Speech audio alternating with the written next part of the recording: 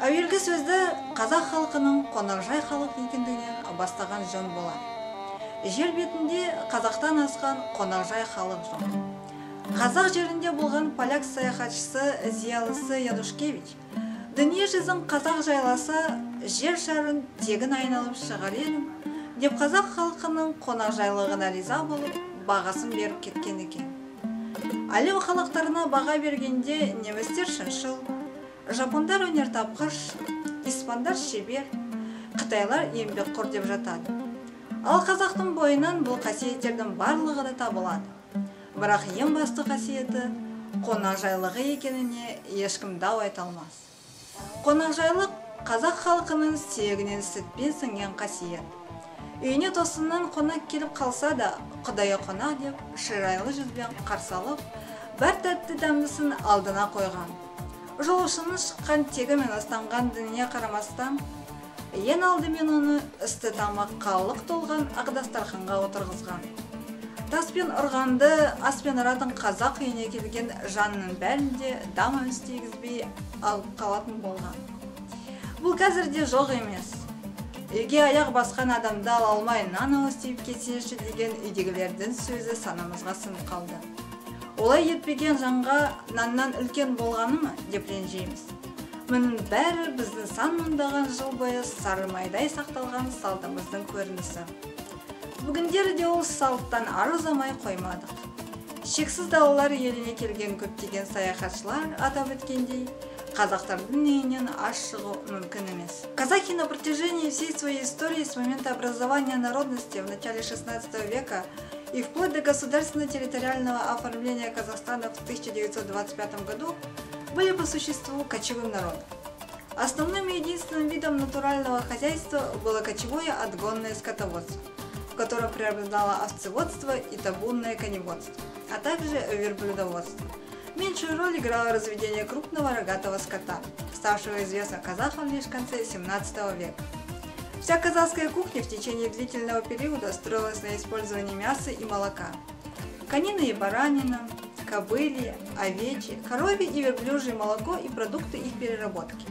Вот тот весьма ограниченный и, главное, однообразный ассортимент продуктов, которыми могли пользоваться казахи. Ограничивал развитие казахской кулинарии недостаток кухонной утвари, при помощи которой можно было разнообразить технологию приготовления пищи. В кожаных мешках готовили кумыс и другие кисломолочные продукты, а в деревянных бадьях и кожаных сабах варили мясо, опуская туда нагретые камни. Поэтому в старинной казахской кухне полностью отсутствовали супы, а мясо употреблялось в основном отварное. Чугунный казан, как основной тип утвари и очага, появился лишь в XVIII веке, а вместе с ним появились и некоторые жареные мясные блюда, заимствованные у узбеков. Что касается использования молока, то его казахи никогда не употребляли в пищу в сыром виде, ни парное, ни охлажденное. И эта традиция сохранилась до наших дней. Наоборот, значительное распространение получило изготовление кисломолочных полуфабрикатов и продуктов, причем таких, которые оказались наиболее удобными для хранения и перевозок в условиях кочеви. Это в первую очередь кумыс, не только хорошо сохраняющийся, но и приготовляемый в торсыках, при непрерывном встряхивании во время езды, а также скороспелые сыры, которые можно было сделать и употреблять во время стоянок, либо сухие молочные концентраты, курт, сорса, легкие, транспортабельные и не портящиеся при длительных перевозках. Все эти продукты обладали еще одним общим свойством. Они были удобны для непосредственного употребления в холодном виде. Таким образом, казахская кухня, если к ней применять современные понятия, в значительной степени была кухней холодного стола. Продукты земледелия поздно вошли в казахское меню. Первым зерном, ставшим известным казахам и занявшим затем основное место в их кухне как национальный злак, было проса, получаемое вначале из Джунгарии и Средней Азии в результате меновой торговли, а затем частично возделываемое оседлыми казахами в южных районах Казахстана. После того, как значительная часть Казахстана присоединилась к России, в рационе казахов стали все более использоваться продукты земледелия, главным образом зерно и мука из него, получаемые в обмен на продукты животноводства. Но вплоть до 60-70-х годов XIX века Мука и мучные изделия употреблялись в основном зажиточными казахами. Конечно, было бы неверно считать, что казахская кухня развивалась совершенно изолированно, только под влиянием природных и экономических условий. Многое было заимствовано в XVIII-XIX веке, особенно господствующим классом у соседних народов Средней Азии – узбеков, таджиков, дунган и уйгуров, обладающих к этому времени чрезвычайно развитой кулинарной культурой.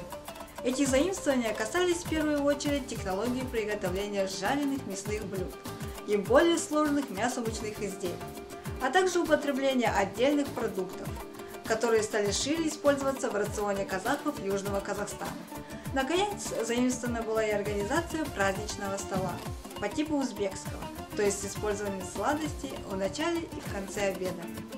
Из русской кухни в 20 веке было заимствовано казахами повседневное употребление овощей, а также использование яиц и мяса кур, которые с развитием птицеводства на базе зернового хозяйства стали традиционными продуктами в казахской кухне. Однако ни технологические заимствования, ни расширение ассортимента продуктов в принципе не изменили основных национальных особенностей казахской кухни, ее специфики, хотя и сделали ее более разнообразной. Ұлттық асханамыз ұзақ ғасырлар бойы қалыптасып, бастауын қазақ сахарасында сая тауып, сырқыраған аязына, қапырық ыстығына жақсы бейімделген ежелгі ру тайпалардың өмірі мен тәжірибесінен алған. Тіршілік үшін күресте жеңілмеу үшін олар денсаулық пен оған әсер ететін барлық құбылысты терең зерттеп білуге талпынды. Осыдан болар көшпенділер аз ғана өнім түрлерінен сан алуан тағамдар дайындап, оларды сапасын, пайдалы қасиеттерін, дәмін сақтай отырып өңдеуді шебер меңгерген. Мұның барлығы жинақталып, халқымыздың айтарлықтай бай, үлесінді, берекелі ұлттық асхананы құрады.